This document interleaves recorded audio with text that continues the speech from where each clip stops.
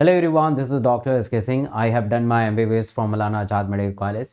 सो आज इस वीडियो में बात करेंगे कि कम पढ़ के ज़्यादा आउटपुट कैसे जनरेट करें. हालांकि सुनने में बड़ा अजीब सा लग रहा है, but yes it's a true.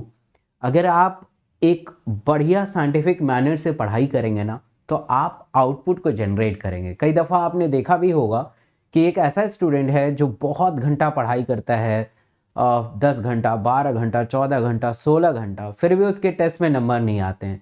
फिर भी वो जितना चाहे उतना इम्प्रूव करने की कोशिश करे, बट हो नहीं पाता है और अंततः वो नीट में फेल हो जाता है. नीट में इतना अच्छा स्कोर नहीं कर पाता है जिससे उसका कोई भी गवर्नमेंट मेडिकल कॉलेज मिल जाए. कोई दूसरे एस्पेक्ट में एक ऐसा स्टूडेंट होता है जो एक मॉडरेट अमाउंट में स्टडी करता है, 5 घंटा, 6 घंटा, 7 घंटा, 8 घंटा, और उसका टेस्ट में भी अच्छे नंबर में आते हैं और नीट में भी काफ़ी कमाल करके कोई ना कोई गवर्नमेंट सीट उठा लेता है. ऐसे एग्जाम्पल आपने सैकड़ों देखे होंगे, हजारों देखे होंगे. तो क्या आखिर ऐसा होता है कि वो बच्चा कम मेहनत करके ज़्यादा आउटपुट जनरेट कर पाता है, और हम जैसे स्टूडेंट, क्योंकि मैं भी आप ही के श्रेणी में हूँ कि मैं भी बहुत ज़्यादा पढ़ता था बट आउटपुट जनरेट नहीं हो पाता था.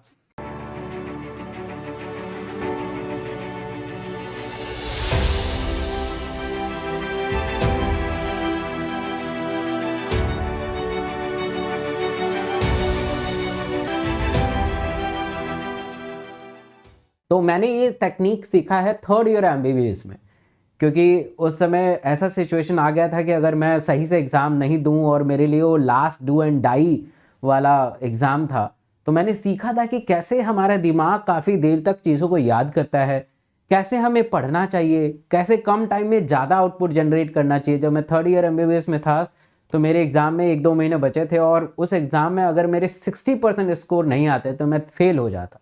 ये सच्ची घटना है.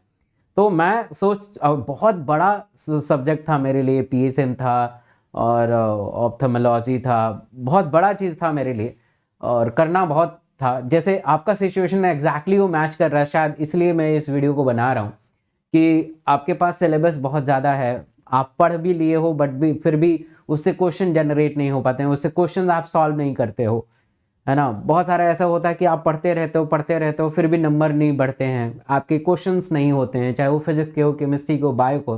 एग्जैक्टली सेम सिचुएशन मेरे साथ भी था.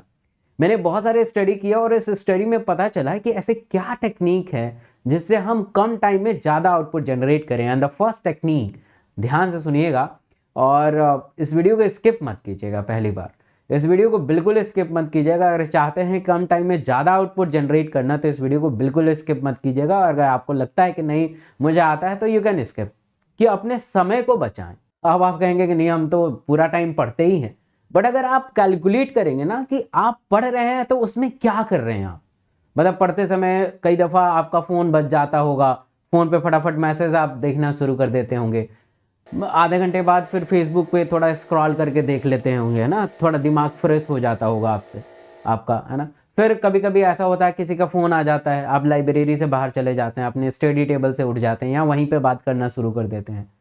तो कहीं ना कहीं आप सोच तो रहे हैं कि मैं सुबह से लेकर शाम तक, रात तक पढ़ रहा हूँ, बट उसमें इफेक्टिवनेस कितनी है, तो बहुत कम घंटा होगा. इसको हमें मिनिमाइज करना है, दैट्स कैलकुलेट. उसमें मैंने स्टडी यही किया था कि उसमें कैलकुलेट सबसे पहले करना पड़ेगा कि आप अपने समय का कितना पार्ट ओरिजिनली स्टडी में लगा रहे हो और कितना पार्ट बेकार कर रहे हो. तो सबसे पहली बात कि आप एक बार कैलकुलेट करिए, आप पढ़ने बैठिए और कैलकुलेट करिए कि आपका सबसे ज़्यादा समय कहाँ पे बर्बाद हो रहा है. उसको नोट डाउन करिए और उसको धीरे धीरे कट आउट करिए. अब आप अचानक से इस वीडियो को देख के कल ही से आप ऐसे कट डाउन नहीं कर सकते, ये प्रैक्टिकली पॉसिबल नहीं है. इसलिए साइंटिफिक मैनर से काम करना पड़ेगा. कोई अल्कोहल वाला पेशेंट होता है तो उसे डी एडिक्ट करने में काफ़ी लंबा समय लगता है, उसके अल्कोहल के डोज को धीरे धीरे कम करते हैं. ऐसा नहीं कि बिल्कुल बंद कर देंगे, बिल्कुल बंद करेंगे विड्रॉल सिम्टम आ जाएगा, फिर सुसाइडल टेंडेंसी भी बढ़ सकती है. तो इसलिए हमें ये देखना पड़ेगा कि हम सबसे ज़्यादा समय को बर्बाद कहाँ कर रहे हैं. फेसबुक को देख के, इंस्टा रील देख के, व्हाट्सएप पे मैसेज करके, फ़ोन पे बातें करके, कहाँ पे, ये एक बार लिखिए और उससे धीरे धीरे धीरे धीरे 7 दिन के अंदर में कम करना है. 7 दिन आप टारगेट बनाइए कि 7 डेज के अंदर अंदर मुझे ये सारा काम कम कम कर देना है. तो ये सारा नोट डाउन करके इस पे काम करना है. सेकेंड इंपॉर्टेंट टिप्स ये है कि जब भी आप सोने जाएं तो आपका नेक्स्ट डे वाला प्लान आपके पास हो. समझ पा रहे हैं आप कि जैसे मान लीजिए कि आज मैंने पूरा टाइम पढ़ लिया, तो नेक्स्ट कल मैं क्या करने वाला हूँ वो प्लान आपके पास हो। कल मैं फिजिक्स में ये करने वाला हूँ, केमिस्ट्री में ये करने वाला हूँ, बायो में ये करने वाला हूँ, रिवीजन में क्या करने वाला हूँ, एमसीक्यू में क्या करने वाला हूँ, ये सारा प्लान हो, ताकि आपका दिमाग शरीर का हर हिस्सा जान पाए कि यस ये इसका काम है और ये काम करेगा। ये बहुत इफेक्टिवनेस क्रिएट करेगा आपके लिए। तीसरा इंपॉर्टेंट टिप्स ये है कि जब भी आप पढ़ाई करने बैठें तो कोशिश करें कि जो डिस्ट्रक्शन वाली चीजें हैं जैसे फोन, लैपटॉप, उससे दूर रहें।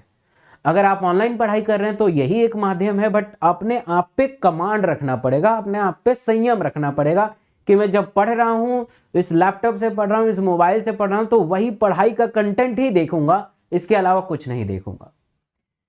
नेक्स्ट इंपॉर्टेंट टिप्स ये है कि जितनी भी अगर लगते हैं कि नहीं व्हाट्सएप बहुत जरूरी है, टेलीग्राम जरूरी है, इंस्टा जरूरी है, फेसबुक जरूरी है, ठीक है, आपका मनोरंजन हो रहा है, आपके आसपास दोस्त हैं, ठीक है, मैं मानता हूं, उसको आप खत्म नहीं कर सकते हैं, बट इसके लिए एक समय तो निर्धारित कर सकते हैं। मान लीजिए कि आप दोपहर में 5 से 7 मिनट दे सकते हैं, रात को सोते समय 5 से 7 मिनट दे सकते हैं।